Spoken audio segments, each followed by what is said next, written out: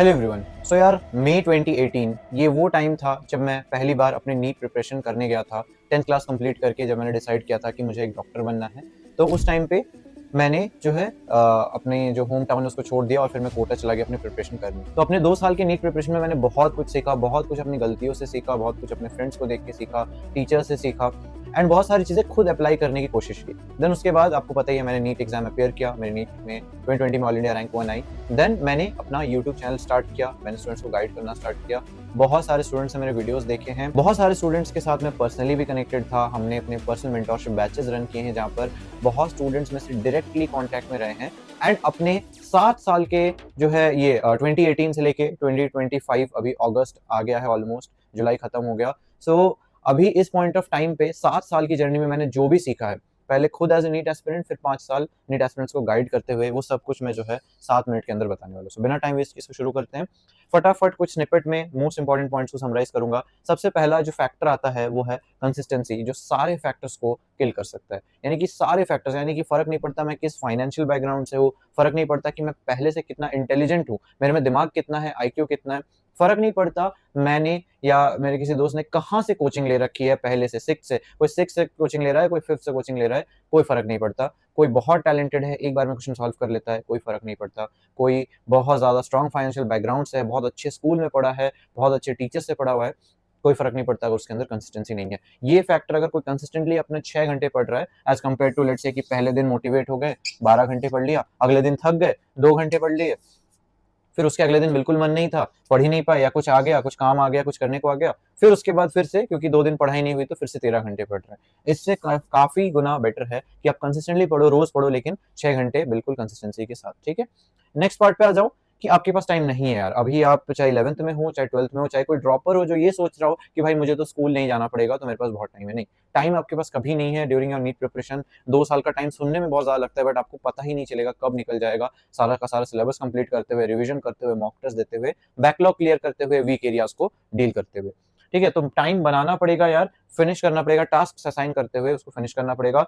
पढ़ने के लिए कोई बहाना नहीं चाहिए होता है। कभी ऐसा मत सोचो कि मुझे तो पढ़ने स्पेसिफिकली बैठना पड़ेगा। ट्रैवल कर रहे हो, कोई दिक्कत नहीं, ट्रैवल करते हुए पढ़ो। मैंने खुद ट्रैवल करते हुए पढ़ाई की है। कोई इवेंट अटेंड करने गए हो, कोई शादी में, या मम्मी ने शॉपिंग पे आपको ले गए हैं, तो उसके बाद शॉपिंग करने के बाद रात के 10 बज गए हैं, कोई बात नहीं यार, 12 बजे तक ही पढ़ो, 2 घंटे ही पढ़ो, लेकिन पढ़ो, ठीक है? रोज आपको पढ़ना है, डेली बेसिस पे टाइम आपको निकालना पड़ेगा, ठीक है?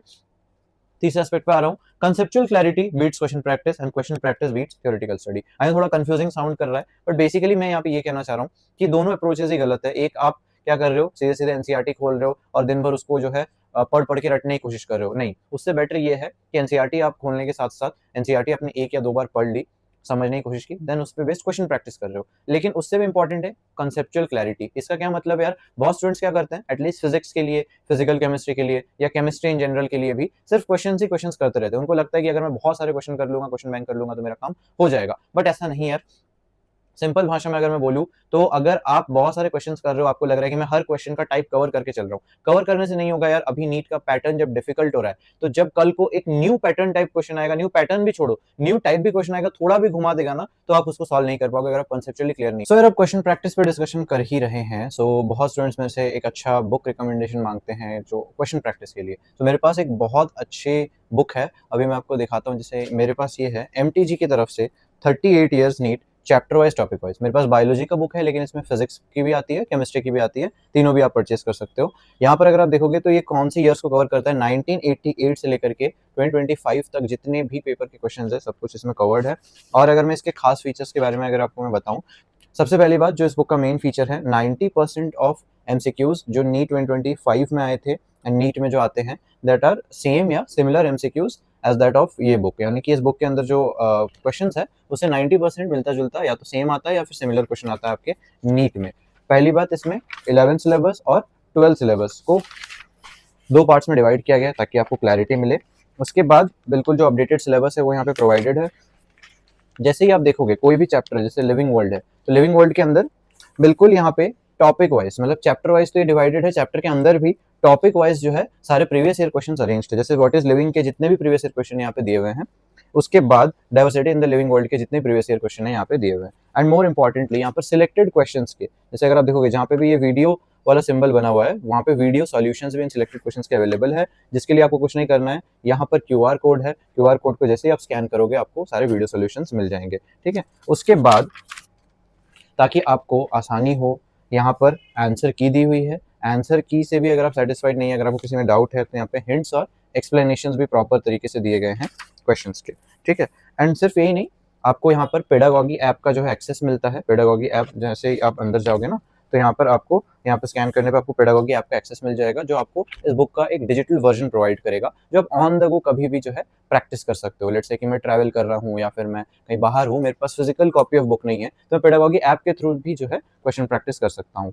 एंड इस बुक में नीट 2025 का पूरा exam paper with solutions included है। सर ये बुक आपको काफ़ी हद तक क्वेश्चन प्रैक्टिस के लिए हेल्प करेगा, आपको कंसेप्चुअल क्लैरिटी प्रोवाइड करेगा, एंड मोर इंपॉर्टेंटली आपको ये बताएगा कि कौन से ऐसे एरियाज है जहाँ से आपके क्वेश्चन बार बार रिपीट होते हैं, कौन से टॉपिक्स है जो सबसे ज़्यादा इंपॉर्टेंट है। सो यार अभी जाकर के चेकआउट करो। इनका एक हैशटैग चल रहा है 38 ईयर्स ऑन द गो, जहाँ पर आपको स्पेशल डिस्काउंट्स मिल रहे हैं, बहुत ह्यूज डिस्काउंट मिल रहा है। अमेजॉन पे 40 to 45% तक का जो यहाँ पे आपको डिस्काउंट मिल रहा है। सर कुछ नहीं करना है, नीचे में लिंक डालो डिस्क्रिप्शन पे, आपको उस डिस्क्रिप्शन पे जाकर लिंक चेकआउट करना है। अब हम आगे बढ़ते हैं हमारी वीडियो पे। नेक्स्ट पार्ट पे मैं आ रहा हूँ यार, बैकलॉग्स एंड वीक एरियाज, जो मैं हमेशा ऑलमोस्ट अपने हर वीडियो में मैं बताता हूँ कि यार आपको टाइम अलॉट करना है, टाइम डिवाइड करना है, अपने बैकलॉग पे वर्क करना है एंड अपने वीक एरियाज पे वर्क करना है। सो यार ये आपके प्रिपरेशन को किल कर देंगे अगर आपने ढंग से नहीं किया, इनको दूर नहीं किया टाइम पे, तो वक्त रहते इनको सॉर्ट आउट करो। एंड मैं तो कह रहा हूँ डेली बेसिस पे इस पे थोड़ा थोड़ा काम करते रहो। So work on it every day, time allot करके इसको दूर करने की कोशिश। स्टार्ट रिवाइजिंग अर्ली, बहुत इंपॉर्टेंट ये होता है यार। बहुत लोग क्या करते हैं ना, फर्स्ट रीड जो होता है उसमें बहुत टाइम लगा देते हैं, पहली बार चैप्टर को कंप्लीट करने में बहुत टाइम लगा देते हैं, और वो अननेसेसरी टाइम होता है। उनको लगता है कि वो पढ़ रहे हैं, उनको लगता है कि वो बहुत डेप्थ में जाके उसको समझ रहे हैं, बट ऐसा नहीं है यार। क्योंकि आपको ये बात तो पता ही है, मैंने खुद अपने वीडियोस में हर बार बोला है, एक बार पढ़ना नहीं पढ़ने के बराबर ही है, स्पेशली क्योंकि ये लॉन्ग टर्म मेमोरी पे बेस्ड एग्जाम होने वाला है आपका। ऐसा नहीं कि आपको आज पढ़ोगे, बोर्ड है, कल आपको लिख के आ जाओगे, नहीं ऐसा नहीं है यार। लॉन्ग टर्म मेमोरी पे बेस्ड एमसीक्यूज टाइप पेपर आता है आपका, तो यहाँ पर मल्टीपल रिवीजन बहुत बहुत इंपॉर्टेंट है। तो स्टार्ट रिवाइजिंग अर्ली, ठीक है। Complete fast, revise multiple times and deal with gaps while revising. मतलब जो भी रिवाइज करते रहोगे, मतलब थोड़े बहुत गैप अगर रह भी जाते कोई बात नहीं, रिवाइज करते हुए गैप्स को आप एड्रेस कर देना। और लास्ट पॉइंट पे मैं आ रहा हूँ, पीवाईक्यू टॉपिक्स बहुत बहुत इंपॉर्टेंट है, एंड पीवाईक्यू टॉपिक्स करना ज्यादा वर्थ इट है एज कंपेयर टू पीवाईक्यू। सिर्फ पीवाईक्यू करने से काम नहीं चलेगा, पीवाईक्यू टॉपिक्स करने हैं। लास्ट मंथ्स में आपको वेटेज वाइज प्रेप करना है। वेटेज वाइज प्रेप करना है इसका मतलब कि हाई वेटेज को पहली प्रायोरिटी देना, उनको सबसे पहले और ज्यादा पढ़ाई करनी है उनकी, ठीक है। इंपॉर्टेंट चैप्टर्स के अंदर भी आपको इंपॉर्टेंट टॉपिक्स को पहले कवर करना है, और इंपॉर्टेंट टॉपिक्स के अंदर भी आपको सबसे पहले इंपॉर्टेंट क्वेश्चंस को कवर करना है। सो यार इनकी लिस्ट तो मैं बनाता रहता हूँ, वीडियोस इस पे आती रहेगी। जब लास्ट का टाइम आता है तो मैं हमेशा हर साल ही बनाता हूँ, तब आप ये चीजें देख लेना। So that's it for today, that was 7 years of my experience in 7 minutes। मिलता हूं अगले वीडियो में, तब तक के लिए बाय बाय।